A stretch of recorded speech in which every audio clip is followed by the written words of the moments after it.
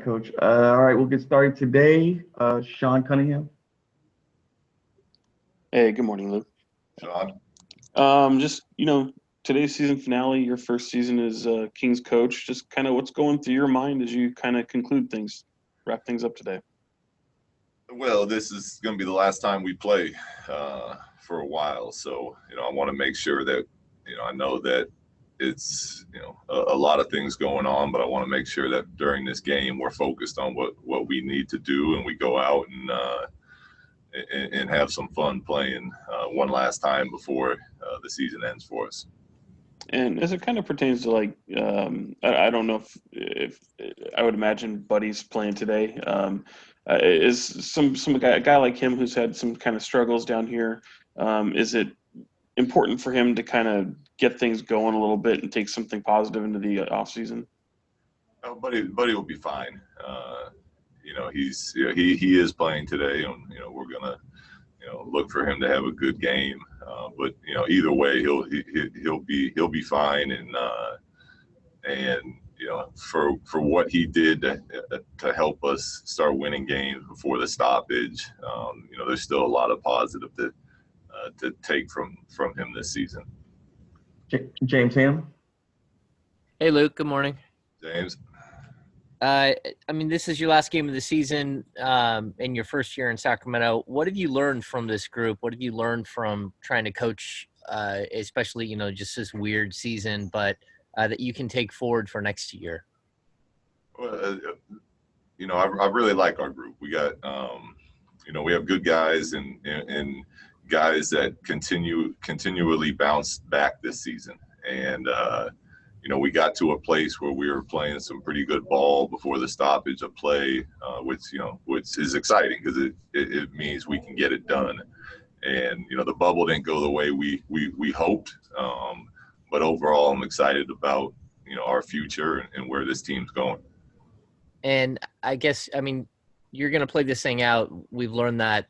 But even in this final game, are you going for wins still? Is that still the goal, is to leave this with as many wins as possible? Yeah. I feel anytime we're competing, we want to win. So, not to the extent that we're going to risk anybody's health or anything like that, but we're going to play our main guys big minutes, and guys, where the opportunity presents itself, for guys like Harry and guys like Jabari, who haven't got a ton of playing time, we're also going to continue to play them and look to evaluate them in live action. All right, Tanya, you're there. Your question? I was wondering, over the past 5 weeks, what has sort of the way that you've kept in touch with for you and the kids back home, what has that been like? That's been a challenge. The family part of this has probably been the hardest. The NBA has done an amazing job with creating an environment here, but not seeing your family for long stretches is tough. And Bree and the kids they've been good. They've had other families to hang out with. But for us who are here in kind of I know we have each other, but in an isolated form, it's, 1 or 2 FaceTimes a day, and that's about it. So it's been challenging. It's been a great experience, but it's going to be good to get home and see them. Are you able to do bedtime or any sort of the rituals that you would do if you were home? Bedtime's normally the easiest with the 3-hour change. But throughout the day, between practice and games and whatnot, that's kind of hit or miss. But normally by 9 o'clock at night, it's pretty safe that we can connect then. Hey, Marshall Harris. Hey, Coach. With the season come to an end, I'm just curious. Obviously, you've been coaching for years. This is your second head coaching job at the NBA level. What has been maybe the biggest thing that you've learned about yourself as a head coach, going through something that's been so atypical, but also trying to get your footing as the voice of this team? It's important to stay steady. No matter what's happening, winning or losing, you have to stay steady and kind of lead through example by doing that. And I think it's important for the players to see and the players to feel. And I think, again, for the most part, we've had a lot of ups and downs this year. It's been a wild season, but our guys have responded nicely throughout it. And how much of a challenge is next season going to be, just in context of seeing the improvement from all the other teams, whether it's Memphis or what the Suns have done lately? Obviously, the Warriors should be better if healthy. How much of a challenge does that present for a team that's young and up and coming and trying to establish itself? Yeah, well, we're looking to be one of those teams. So, the challenge for this offseason is more just, again, the unknown of when the next season will start. A lot of the off season is normally based on player development, where you send coaches all over the country to work with your guys every day, and a lot of that won't be able to happen, and we won't know a start date for who knows how long. So to kind of plan all of that out is going to be probably the biggest challenge, but we expect to be better next year as well, and we'll be excited to compete when that time comes. All right, Kyle Goon there. You got a question? Yeah. I was wondering if you had time to see Kyle hit the game winner the other night for this team, and just generally when you see Kyle kind of finding his groove in the bubble, then what Alex has been for the Lakers this year. What do you feel? Yeah, I'm happy for those guys. Part of coaching and why I like coaching so much is the connection and the relationships you make with the players that you go through battles with. So, anytime I see guys that I've coached having success, it's a feeling of joy and happiness for them. Okay, Brian Mahoney of Associated Press.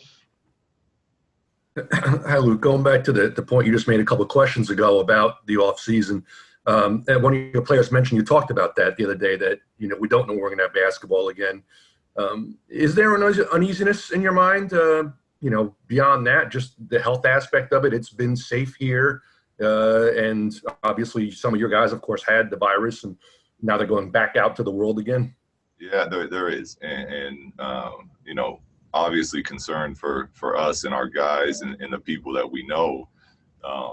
But it's like that for the entire world right now. And I think one of the biggest challenges for us who have been in this bubble, who have, there's been 0 positive tests, and it's been such a safe and natural, movement going on throughout here, readjusting to what's happening outside of the bubble. So, our players, we need to continue to be smart, continue to do the things that are being suggested as far as wearing face masks, social distancing, washing of the hands, and just be aware of everything that's going out there. But yeah, definitely a concern, for everybody. Okay, just a couple more. Jason Anderson. Good morning, sir. Good to see you today. Nice. You've talked about the defense and that being a big priority moving forward. I know it has been all year. Effort has been a focal point, but I'm wondering about awareness. Like, what's the balance of where the issue is? Is it effort or is it awareness? And is one of those easier to correct than the other? Well, I think it starts with awareness and recognizing how important the defensive end of the floor is to winning basketball. So once a group, gains that awareness and is willing to put that effort into it, it becomes a little easier. From there, it turns into teaching and repetition and going through the experiences that we're going through right now and throughout the season, to continue to try to get better at it. How big of a problem do you have with the awareness right now? Hopefully not much. It's been pretty clear out here that we got to get much better on defense. So, these are the top 22 teams in the league playing at a high level, high intensity, and it's one of those things that between sending other teams to the foul line and just our overall defense, what that has, cost us out here. I would hope the awareness is pretty high going into the off season and eventually next season. All right, last one for you, Coach. Jason Jones. Hey, good morning, Luke. Jason. Hey, you mentioned Jabari, you mentioned Harry. You also got some guys like Kyle and Justin, guys who haven't played a lot. Can you glean a lot from seeing them in minutes in these last couple of games? Well, yeah, there's knowledge to be gained from that. I think for guys like Harry and Jabari, we're looking more at how they perform with the group. And I think, if we get Kyle and JJ out there tonight, that's more just, that's just good experience for them. It'd be nice to, kind of reward them with some minutes after a long, hard year. But I wouldn't take as much on their performances in one small game as I would, some of the other guys.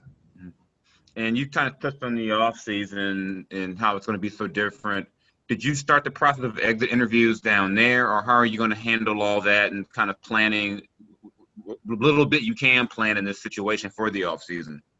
Yeah, Vlade and I did exit interviews with the players that were not flying home with us yesterday. So the players that are coming back, we'll do that later on. The players that'll be in SAC, but for everyone that's leaving, we got those done yesterday.